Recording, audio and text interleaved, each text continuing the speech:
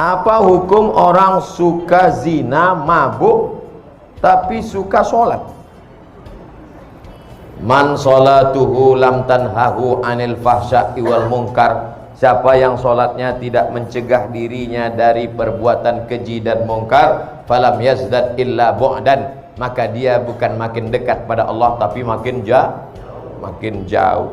Oleh sebab itu kita mesti menjauhkan dari segala perbuatan ini. Tinggalkan, buat komunitas pemuda hijrah, masyarakat remaja Masjid Jami Al-Abrar, berteman dengan orang-orang baik, ikut maulid, ikut pengajian, jangan lagi terjerumus pada perbuatan ini. Mudah-mudahan Allah membukakan pintu rezeki dan keberkahan. Bagaimana cara agar hijrah kita istiqomah? Pertama, an-nadamu fil qalbi, menyesal dalam hati, wal iqraru bil lisani, diucapkan dengan lidah, astagfirullah, wal amalu bil arkani, diamalkan dengan anggota tubuh, rajin sholat, rajin pengajian. Tapi saya Pak Ustadz masih tetap teringat-ingat, terbayang-bayang sama mantan. Hilangkan nomornya. Hadiah-hadiah yang dia kasih dulu dalam bentuk gelang, cincin, rantai, anting, buang semuanya. Karena kalau itu masih dilihat, teringat, terbayang, buang. Dulu dia kasih ada sendal Pak Ustadz, buang, ganti sendal baru. Dulu dia nggak ada ngasih duit Pak Ustadz, jangan. Tempat-tempat yang pernah dikunjungi bersama, kebun, mal, hindari. Segala yang mengingatkan dia, minta pada Allah, ya Allah, lumpuhkan otakku agar tidak mengingat dia kembali. Na'udzubillah, lumpuh betulan. Hilang semua hafalan-hafalan Quran. Supaya hanya berzikir. Walladzina idza fa'alu fa'ishatan, kalau ada terlintas di pikiran macam-macam, au zalamu anfusahum, kalau dia menganiaya dirinya, zakarullah, istighfar. Jadi yang pertama, taubat nasuha dengan syarat dan ketentuan berlaku. Yang kedua, menggabungkan diri dengan komunitas hijrah. Bapak-bapak yang sudah hijrah, komunitas. Anak-anak muda yang hijrah, komunitas. Anak-anak belum ada dosa lagi. Kalian belum ada dosa, belum akil balik. Kalau mau ribut, ributlah sekarang.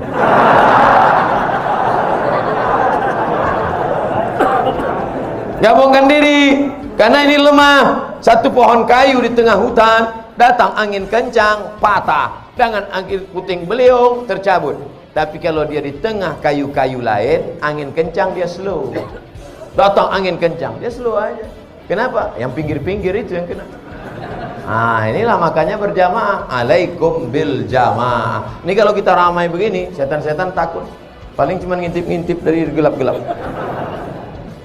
Makanya hari raya kurban, Idul Fitri, Idul Adha ramai. Untuk apa? Untuk menguatkan. Ini malam ini tabligh akbar nih ramai begini. Wah, yang selama ini imannya down, melihat orang ramai, bangkit lagi. Takbir!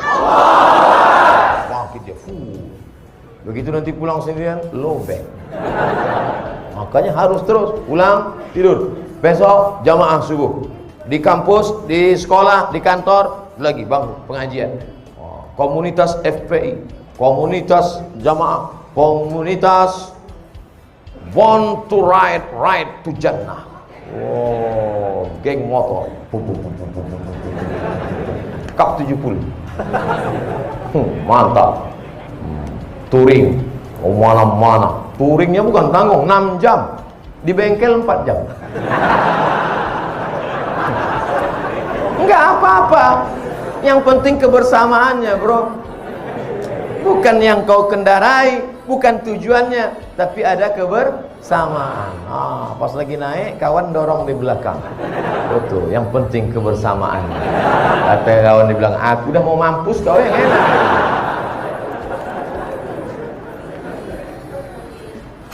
Pertama, menyesal dalam hati, diikrarkan di lidah, diamalkan dengan anggota tubuh, menyesal. Lalu kemudian setelah itu menggabungkan diri dengan komunitas. Yang ketiga, sering-sering ziarah kubur dan melihat orang sakit. Saya pergi ngelihat orang sakit, anak muda umur 23 tahun mandi di pantai, tiba-tiba luka sedikit aja. Tiba-tiba Allah beri ujian, dalam waktu 9 bulan kanker kulit dari atas sampai ke bawah. Harus dibawa ke rumah sakit. Perempuan seperti hamil 9 bulan. Ibu sudah berapa lama? Baru 4 bulan. Apa ini? Cancer. Orang barat menyebutnya cancer, C-A-N-C-E-R, cancer. Orang kita payah nyebut cancer. Apa ini? Kanker, tumor. Harus dibuang daging dalam. Berapa uang untuk membelah, membedah, membuang daging? 40 juta. Kalau sampai pendarahan masuk ICU, 70 juta. Ya Allah. Satu saudara kita kena kanker mata, hampir sama besar mata dengan kepala, ditutup dengan sapu tangan. Sampai di situ saya disuruh ceramah sama Ustaz Hanan At-Taqi. Silakan Ustaz Somad ceramah. Tak sanggup saya ceramah. Assalamualaikum. Lemas badan saya. Ternyata yang kau hadapi selama ini belum ada apa-apanya, Abdul Somad. Mereka kulitnya, perutnya, matanya, yang satu berlubang leher. Nah, kanker tenggorokan. Jadi yang kau rasakan selama ini belum ada apa-apanya, Abdul Somad. Kau baru dilaporkan. Kadang kita hidup ini kita merasa kita lah yang paling berat, kita lah yang paling. Ternyata pergilah ke rumah sakit. Pergi. Besok Pak Ustaz, malam ini juga. Pulang dari sini, pergi ke rumah sakit. Kalau security-nya nanya, mau kemana Pak? Jenguk. Ada keluarga yang sakit? Gak ada. Jadi Bapak mau ngeliat siapa? Semua yang di rumah sakit nih mau kulihat. Siapa yang nyuruh? Nih Ustaz Somad, tonton video ini.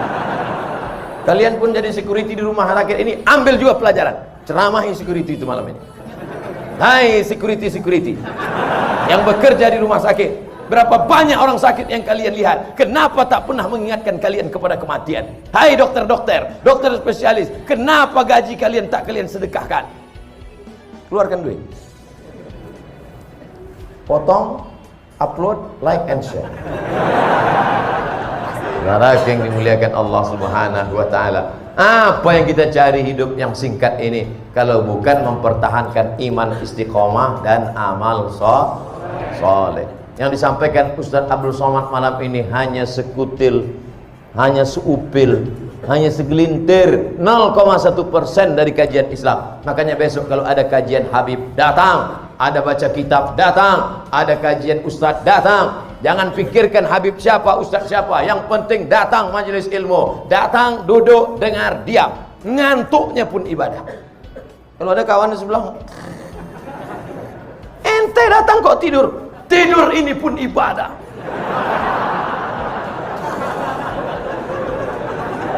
Masya Allah, tabarakallah.